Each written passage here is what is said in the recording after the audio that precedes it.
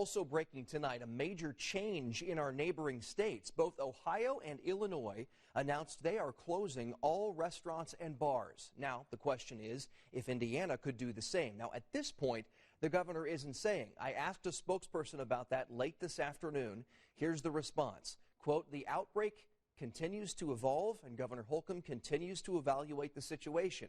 We will send out notice of any decisions that are made. And they added that the governor is meeting with health officials about the coronavirus multiple times a day, every day.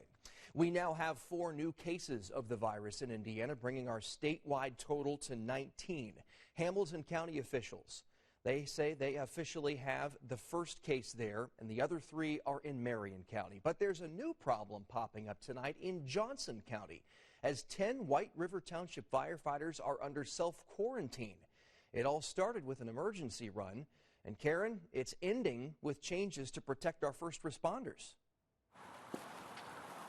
Yeah, Dustin, you know, these guys and girls that, help us in the community. They risk their lives every day to keep us safe.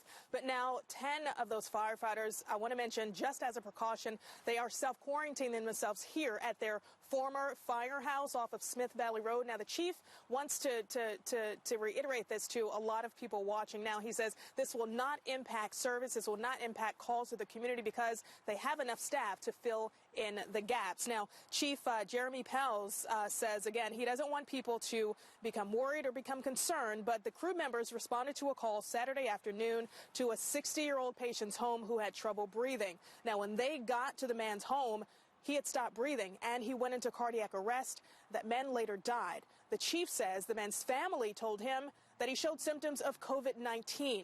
He also says it is unclear at this time if that patient will test positive for the virus, but his firefighters are following protocol. We wear the proper protective equipment and we take a calculated risk to save somebody's life. And that's what we're going to do in this. It's just taking a little bit of an adjustment because there are unknowns with this coronavirus. But we will.